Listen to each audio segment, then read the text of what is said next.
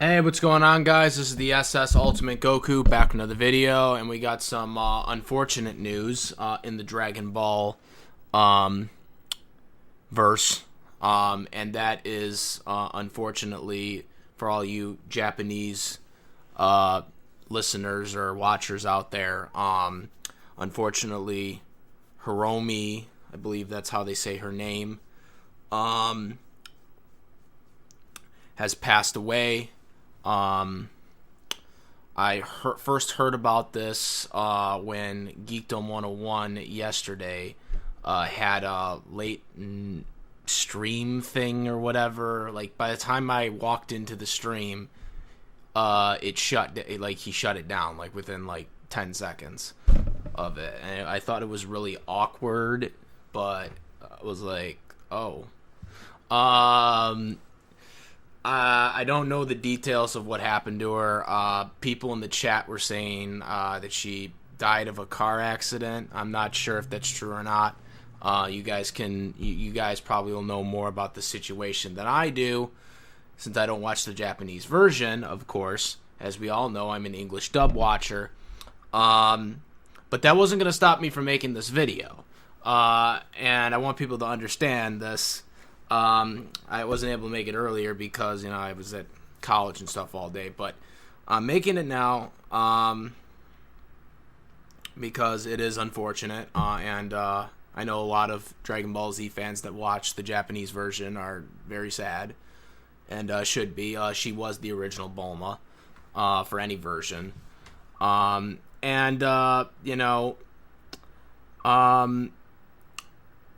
it's very sad, and like I said, rest in peace to her. Also, shout out to Future Gohan SJ2, my good buddy, because I watched his video, and he's actually the one that actually made me learn how to say Hiromi. I was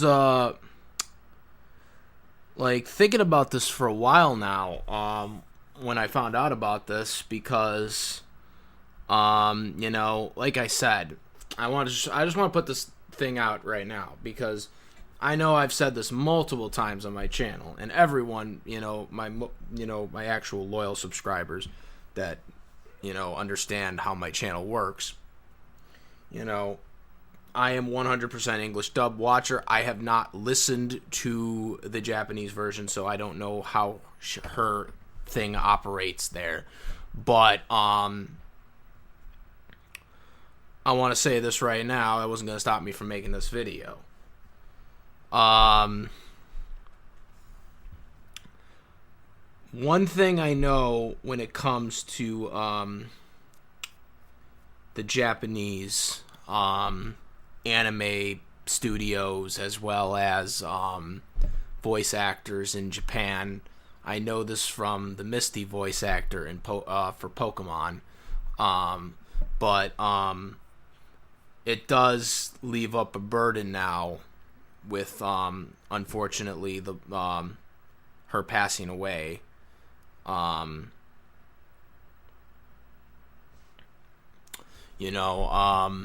have to, get someone to replace her, which in Japan, that's the biggest no-no.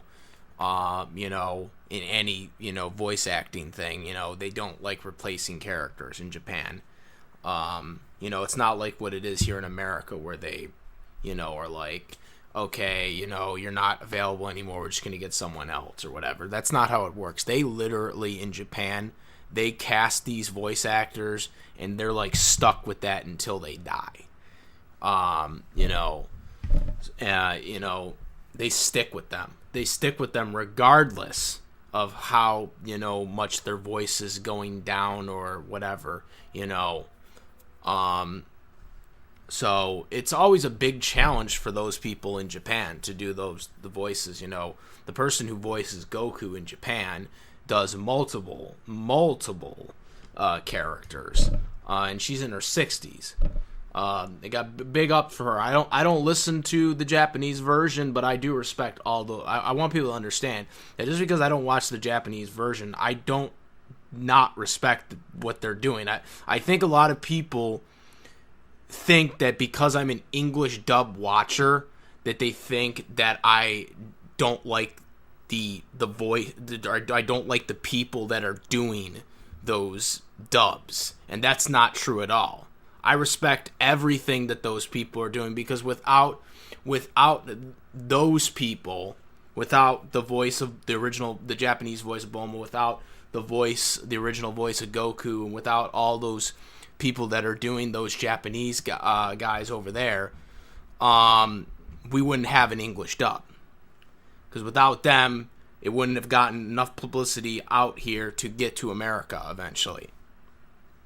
So I have most respect for all those people that are doing the dubs out there. Just because I don't watch it, just because I don't watch the Japanese version, don't think that I don't respect any of these voice actors. I respect every one of them that do this, especially the way they do stuff. Because the way they voice over there is way different from the way they voice over here in America. They the person who voices Kid Goku is the same person who voices, Goku, or Makiko. Makiko, who voices Kid Goku, voiced adult Goku. Like, that never happens in America, for the most part.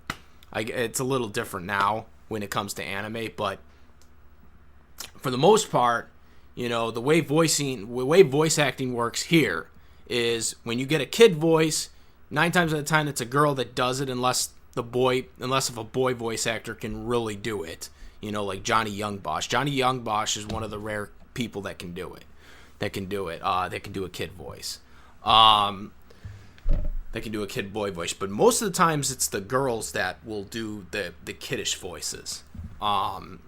Unless they actually get a physical kid boy to actually do the voice, like Aang, like they did with Aang from Avatar.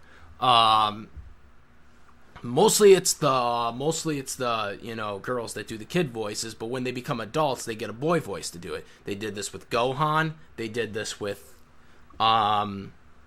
Goku technically, Sean was person before that, and Sean. Because they did Dragon Ball Z before they did Dragon Ball, but you get what I'm talking about. They always usually for the kids, they do they usually have a girl doing it, and then they do a guy doing it. But for the adult version, but in Japan, they don't do that. In Japan, they stick with the people that they get. That's how their culture works. You don't recast people regardless of if the voice sounds inconsistent or, doesn't sound mature because the person's an adult now. They still stick with those guys. So that's tough. That is tough to do that, to try and actually act like an adult, voice. So those people that do that stuff in Japan, that's much harder than anything that you can do in America, especially, when they're talking so fast. They naturally talk fast because that's their language. But, rest in peace to her. Condolences to her family. One thing I want to just bring out there as, we're wrapping this video up here, is what do you think's going to happen to the character of Bulma now? I know I don't want to, put that out there, but, I mean, I know in Japan, the voice of Misty, she left to become a singer, and that's one of the main reasons why Misty never came back in the series.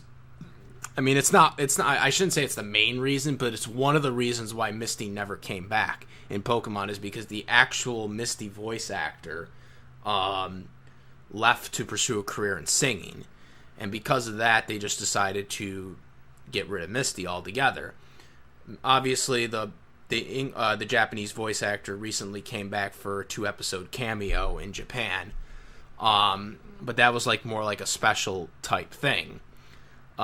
Usually, like I said earlier in this video, usually the voice actors, they stick with their parts and then that's it, and then they retire with the character. They retire with the character, pretty much. I'm really wondering what Toei Animation's going to do. If they're going to, just get someone else to try and match the voice as close as possible to her, or if they're going to, if they're just going to retire the character. I can't see them retiring Bulma, though, because Bulma is a premier character in the show at this point, and I don't think it would go. I don't think it would fly with Vegeta. So, I heard also recently she had recorded her lines for the new video game as well, Dragon Ball Z Fighters for the Japanese version. So, that will, for, fans of the Japanese version, that will pretty much be her last performance and or whatever episodes of Dragon Ball Super that were already dubbed before. Unfortunately, she passed away. But yeah, it's, I don't, like I said, I don't know the full details of what happened to her. In the chat, I heard that she died from a car accident. I don't know how true that is. Someone could correct me in the comment section. But it's very unfortunate, and she'll be missed to the people that watched her. For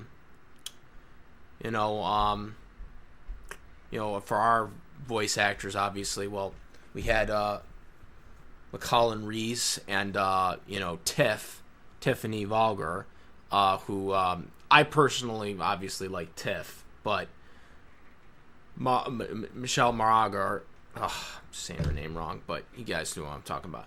She does a good job as Bulma's too, because she sounds like Tiff. Like, she sounds really close to Tiff. So I liked her as Bulma as well. That was one of the better, changes that they made, where they tried to sound like the original, the original voice from the original series, dub. But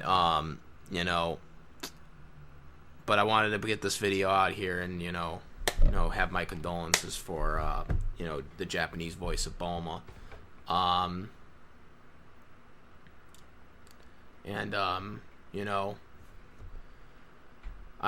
hope, her family's, doing okay or whatever. I don't know what else to really put out here, but, because like I said, I don't really know, like I said, what she's done personally, because I don't watch the Japanese version for my reasons. But